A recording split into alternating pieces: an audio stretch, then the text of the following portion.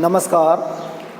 आज हम ग्रामर का टॉपिक नरेशन या हम कहें स्पीच, हम नरेशन या स्पीच पढ़ेंगे, जो कि सामान्यतः सभी कक्षाओं में होता है। तो आज हम पढ़ेंगे नरेशन या स्पीच। नरेशन का अर्थ होता है कथन। नरेशन का अर्थ होता है कथन। नरेशन का दूसरा नाम है स्पीच। स्पीच को हम हिंदी में कहते हैं भाषण। नरेशन का अर्थ होता है कथन। नरेशन का दूसरा नाम है स्पीच और स्पीच को हम हिंदी में कहते हैं भाषण। नरेशन या फिर हम स्पीच कहें, ये दो प्रकार के होते हैं। नरेशन या स्पीच हम कहें, ये दो प्रकार के होते हैं। नंबर एक, डायरेक्ट नरेशन।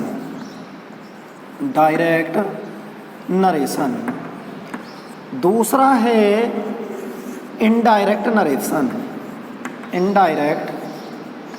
नरेशन। पहला है डायरेक्ट नरेशन, दूसरा है इनडायरेक्ट नरेशन।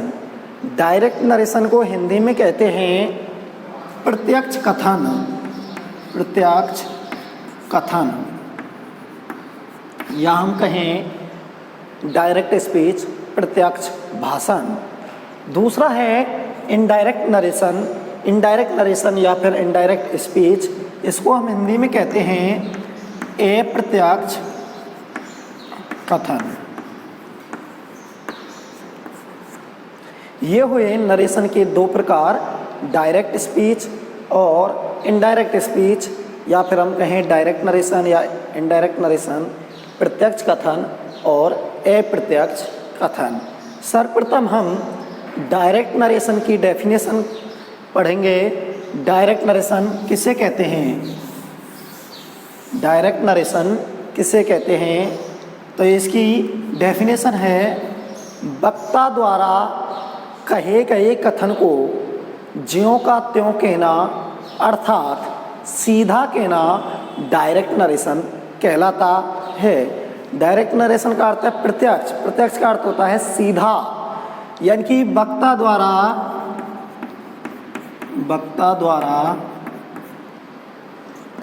कहे गए कथन को ज्यों का त्यों कहना, अर्थात सीधा कहना।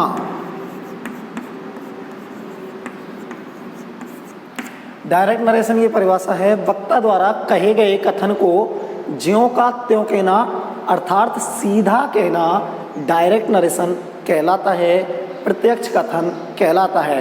वक्ता किसे कहते हैं? बोलने वाला।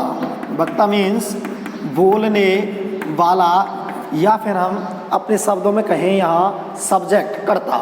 यानी वक्ता बोलने वाला। वक्ता हम कहते हैं स्पीकर को, बोलने वाले को। या फिर हम अपने अर्थ में कहें तो यानी कि सब्जेक्ट, कर्ता। तो बोलने वाले द्वारा कहे गए कथन को ज्यों का त्यों कहना, यानी कि उसमें किसी प्रकार का बदलाव नहीं करना, बिल्कुल सीधा कहना डायरेक्ट नरेशन कहलाता है। जैसे फॉर एग्जाम्पल,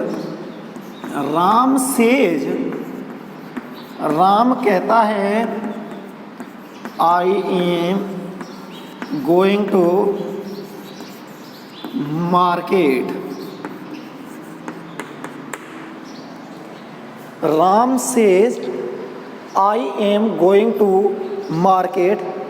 ये हुआ हमारा डायरेक्ट नरेशन। एग्जाम्पल ये हुआ कि राम कहता है I am going to market, मैं बाजार जा रहा हूँ। इसमें किसी प्रकार का बदलाव नहीं किया गया है। जैसा सब्जेक्ट कह रहा है, स्पीकर जैसा कह रहा है, वो सेम कहा गया है यहाँ कि Ram says I am going to market. ये हुआ डायरेक्ट नरेशन।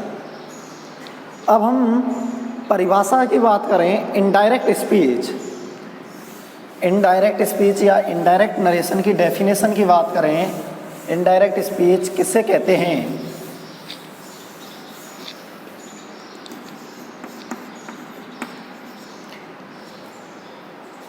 वक्ता द्वारा कहे गए कथन को, वक्ता द्वारा कहे गए कथन को ज्यों का त्यों ने कहकर, वक्ता द्वारा कहे गए कथन को ज्यों का त्यों ने कहकर फिर बदल कर कहना अर्थात अपने शब्दों में कहना इनडायरेक्ट स्पीच या इनडायरेक्ट नरेशन कहलाता है।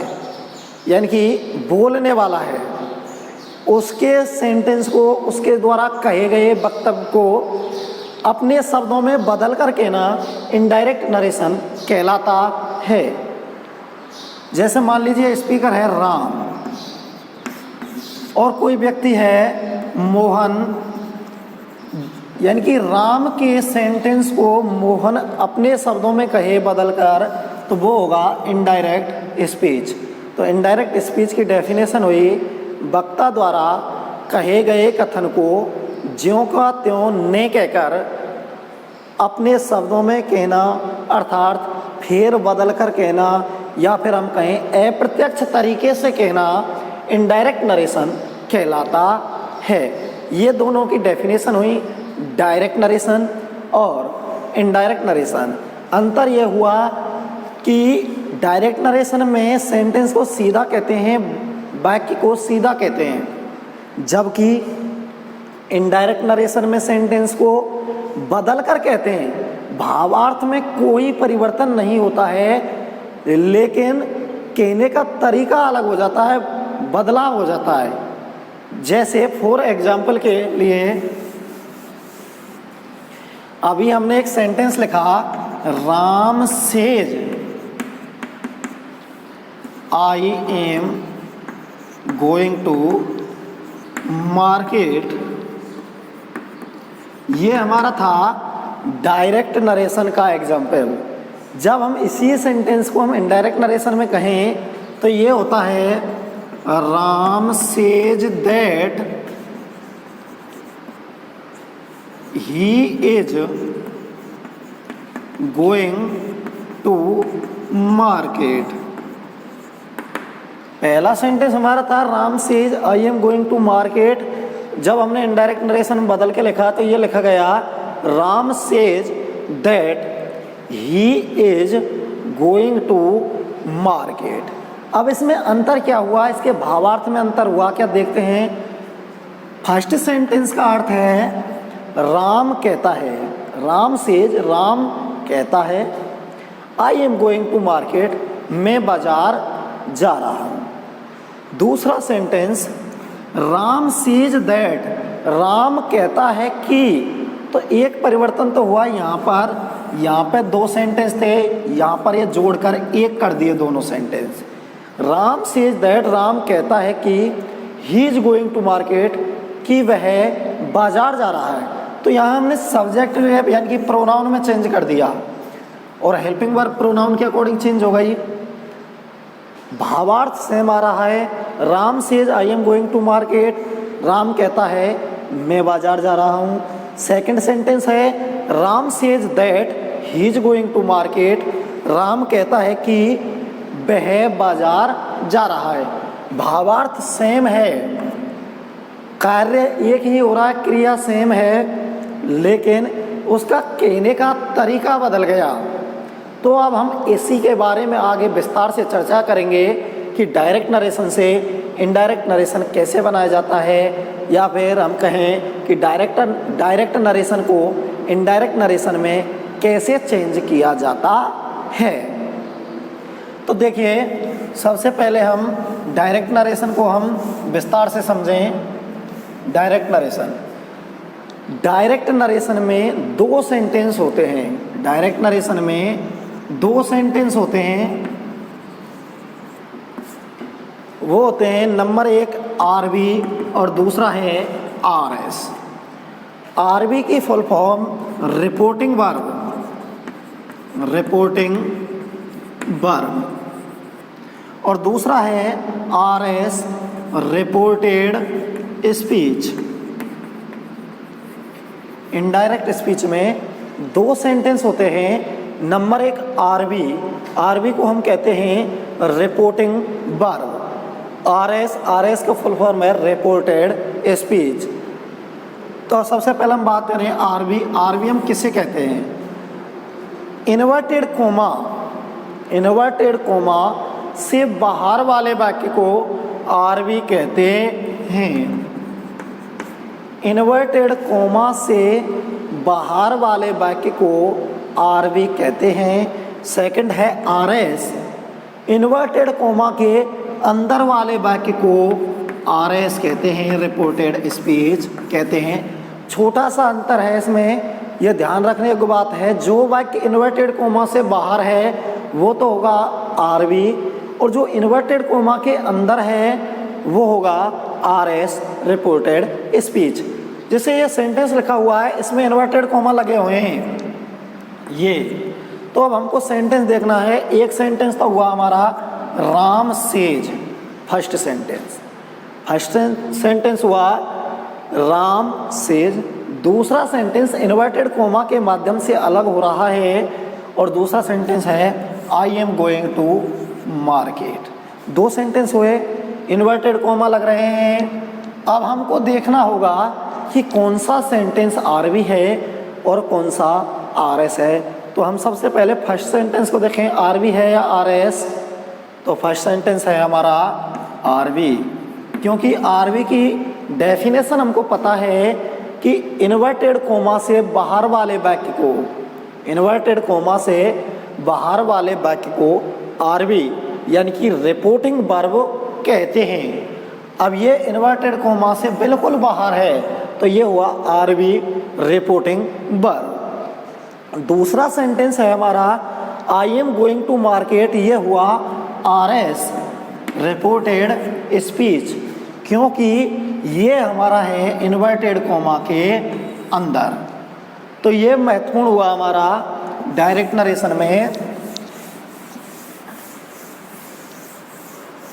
कि डायरेक्ट नरेशन में दो सेंटेंस होते हैं। नंबर एक हमारा था आरबी की फुल फॉर्म रिपोर्टिंग वर्ब, और दूसरा था RS, reported speech. Inverted coma से बाहर वाले वाक्य को हम आरबी कहते हैं, इन्वर्टेड कोमा के अंदर वाले वाक्य को हम आरएस कहते हैं। ये ध्यान रखना है, क्योंकि ये आगे हम जितने भी लगभग नियम पढ़ेंगे तो लगभग सभी नियमों में ये आएंगे आरबी और आरएस। तो हमको याद रखना है कौन सा आरबी है और कौन सा आरएस है। जब हम इनके बारे में नहीं जानेंगे कौन सा आरबी है कौन सा आरएस है, तो आगे के नियम समझ में नहीं आएंगे। इसलिए जितने भी आगे लगभग नियम आएंगे लगभग सभी में आरबी और आरएस का नाम आएगा। तो आपको यहाँ ये क्लियर हो जाने चाहिए कि इन्वर्टेड कोमा से जो बाहर वाला वाक्य है वो आरएस होगा, सॉरी आरबी होगा, और इन्वर्टेड कोमा के अंदर वाला वाक्य है वो होगा आरएस। क्लियर। इसके बाद डायरेक्ट स्पीच में इन्वर्टेड कोमा लगे होते हैं, इन्वर्टेड कोमाज लगे होते हैं जिनसे सेंटेंस अलग होते हैं। ये तो हुए हमारे डायरेक्ट स्पीच के बारे में बात। अब हम बात करेंगे महत्वपूर्ण बात कि डायरेक्ट स्पीच से इनडायरेक्ट स्पीच कैसे बनाया जाए। डायरेक्ट स्पीच से indirect speech, direct speech to indirect speech, indirect speech यानी कि डायरेक्ट स्पीच से इनडायरेक्ट स्पीच में कैसे बदला जाए। तो ध्यान दें, डायरेक्ट स्पीच से इनडायरेक्ट स्पीच में बदलने के लिए लगभग 5 परिवर्तन होते हैं। नंबर 1, पहला परिवर्तन होता है आरबी में परिवर्तन। नंबर 2 कनेक्टिव संयोजक शब्द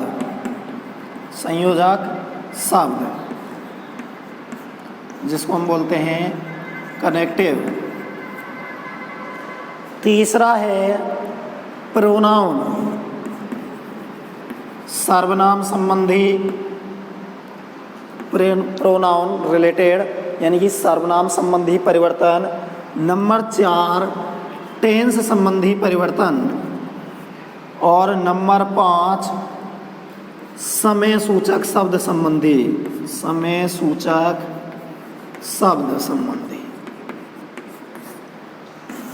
डायरेक्ट से इनडायरेक्ट में बदलते समय मुख्यतः लगभग 5 परिवर्तन होते हैं, जिसमें नंबर 1 है आरबी में परिवर्तन, नंबर 2 संयोजक शब्द कनेक्टिव, नंबर 3 प्रोनाउन सर्वनाम संबंधी, नंबर 4 टेंस संबंधी, नंबर 5 समय सूचक शब्द संबंधी। ये 5 परिवर्तन होते हैं। इनके अलावा भी कुछ प्रकार के परिवर्तन हैं, तो हम सभी के बारे में पढ़ेंगे। सबसे पहले हम पढ़ेंगे कि डायरेक्ट से इनडायरेक्ट में बदलने के लिए सामान्य परिवर्तन या सामान्य नियम। तो सामान्य नियम में रूल नंबर 1 जो सभी सेंटेंसों में लागू होंगे, जो किसी भी प्रकार का सेंटेंस हो वो सभी में लागू होंगे। नंबर 1 डायरेक्ट स्पीच से इनडायरेक्ट स्पीच बनाते समय इन्वर्टेड कॉमा को हटा दिया जाता है। इन्वर्टेड कॉमाज को हटा दिया जाता है। कोई भी सेंटेंस हो, किसी भी प्रकार का हो, सिंपल सेंटेंस हो, नेगेटिव हो या इंटेरोगेटिव हो, कोई भी सेंटेंस हो, जब हम उसको डायरेक्ट स्पीच से इनडायरेक्ट स्पीच में चेंज करेंगे तो इन्वर्टेड कॉमा को हटा दिया जाता है। नंबर 1 नियम जो सभी सेंटेंसों में लागू होगा। दूसरा है रूल नंबर 2। दूसरा नियम डायरेक्ट से इनडायरेक्ट स्पीच बनाते समय, डायरेक्ट से इनडायरेक्ट स्पीच बनाते समय आरबी और आरएस को मिलाकर एक कर दिया जाता है।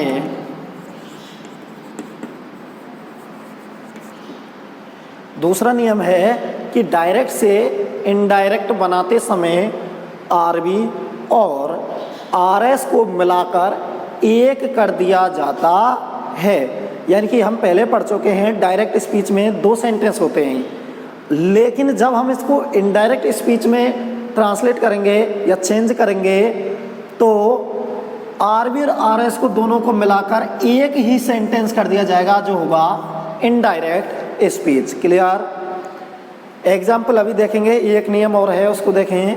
नियम नंबर 3, रूल नंबर 3, यदि आरएस वाला वाक्य, ध्यान दें, यदि आरएस वाला वाक्य इंटेरोगेटिव या इंटेरोगेटिव नेगेटिव है। हाँ, अभी हम सेंटेंस बोला था इंटेरोगेटिव और दूसरा बोला था इंटेरोगेटिव नेगेटिव। एक बात सुने, डायरेक्ट से इनडायरेक्ट बनाते समय जो नियम इंटेरोगेटिव के लिए लागू होंगे वे सभी नियम इंटेरोगेटिव नेगेटिव के लिए लागू होंगे। यानी कि जितने भी नियम इंटेरोगेटिव के हैं वे ही सब नियम इंटेरोगेटिव नेगेटिव के होंगे। तो यहाँ से आगे हम अब एक ही सेंटेंस बोलेंगे इंटेरोगेटिव, यानी कि इन दोनों के सेम नियम होंगे जो भी होंगे, इंटेरोगेटिव और इंटेरोगेटिव नेगेटिव के। अंतर इतना होगा कि इंटेरोगेटिव को हम जब बदलेंगे जैसे सिंपल होगा, इसका केवल नेगेटिव हो जाएगा, एक शब्द बढ़ेगा इसमें, नॉट केवल। देखें, यदि आरएस वाला वाक्य इंटेरोगेटिव है, प्रश्नवाचक है, तो इनडायरेक्ट स्पीच बनाते समय उसे साधारण बना दिया जाता है, अफर्मेटिव बना दिया जाता है, अफर्मेटिव बना दिया जाता है। दूसरा लिख रहा था इसमें इंटेरोगेटिव नेगेटिव। जब हम इंटेरोगेटिव सेंटेंस को अफर्मेटिव बना रहे हैं तो इंटेरोगेटिव नेगेटिव कौन सा बन जाएगा? नेगेटिव बन जाएगा, क्योंकि इसमें नॉट शब्द जुड़ रहा है। तो अब हम कहें कि यदि RS वाला वाक्य इंटेरोगेटिव है तो इनडायरेक्ट में बदलते समय उसे अफर्मेटिव बना दिया जाएगा, और यदि इंटेरोगेटिव नेगेटिव है तो उसे नेगेटिव बना दिया जाएगा। अब हम इन तीनों रूल्सों के एग्जाम्पल देखें।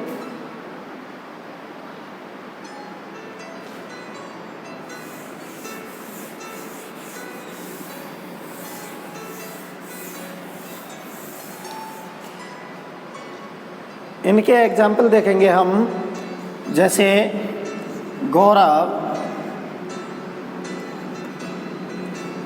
said to me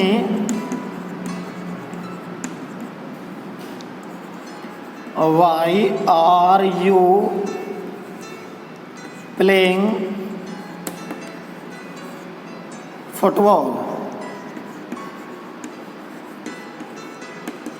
ये है। तो इसको अब हम चेंज करेंगे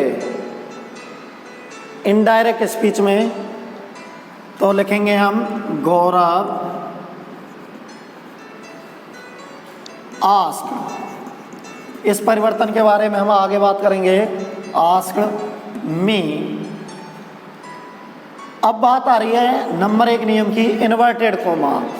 इन्वर्टेड कोमा को हटा दिया जाता है, तो अब हम इन्वर्टेड कोमा को हटा देंगे, नहीं लगाएंगे। वही अगला एक नियम था हमारा कि RB और RS को मिलाकर एक कर देते हैं, सेंटेंस एक कर देते हैं। तो इन्वर्टेड कोमा हटा दिए, सेंटेंस कर दिया एक, यहाँ कोई बदलाव नहीं किया है, यानी कि सेंटेंस एक कर दिया है, दो नहीं है। कोई भी कोमा किसी प्रकार का कोई भी यानी कि ऐसा नहीं शब्द लगाया जिससे कि सेंटेंस दो हो जाए। यहाँ हमने लिखा वाही, ये हुआ हमारा संयोजक शब्द। इसको हम संयोजक शब्दों के नियमों में पढ़ेंगे। इसको तो आप संयोजक शब्द में छोड़ दीजिए। अब सेंटेंस बचा are you playing football. Sentence कैसा है? इंटेरोगेटिव। तो अभी हमने नियम पढ़ा था कि यदि सेंटेंस इंटेरोगेटिव है तो उसको अफर्मेटिव बना दिया जाता है। अफर्मेटिव बनाने के लिए आपको कुछ नहीं करना है, मात्र एक परिवर्तन करना है। क्या? आर क्या है? Helping verb. आर क्या है? Helping verb. यू क्या है? सब्जेक्ट। मात्र इनमें परिवर्तन करना है आपको अफर्मेटिव बनाने के लिए। आर क्या है? Helping verb. यू क्या है? सब्जेक्ट। इनका आपस में स्थान परिवर्तन कर दें। हेल्पिंग वर्ब और सब्जेक्ट का स्थान परिवर्तन करने पर सेंटेंस अफर्मेटिव हो जाएगा। तो ये सेंटेंस हमारा बनेगा यू आर प्लेइंग फुटबॉल। तो ये सेंटेंस हो गया हमारा साधारण सेंटेंस बनके तैयार हो गया, यू आर प्लेइंग फुटबॉल। तो इस प्रकार हमको साधारण सेंटेंस करना है इंटेरोगेटिव का। अब इसमें यहाँ जैसे टेंस संबंधी परिवर्तन होंगे वो हम आगे चर्चा करेंगे। यहाँ टेंस संबंधी परिवर्तन होंगे। यदि कोई समय सूचक शब्द होता जैसे टुडे, यस्टरडे, तो उसमें भी परिवर्तन होगा। अभी हमने 3 एग्जाम्पल पढ़े, वो तीनों क्लियर हुए। नंबर 1 इन्वर्टेड कोमा को हटा दिया जाता है, हटा दिए।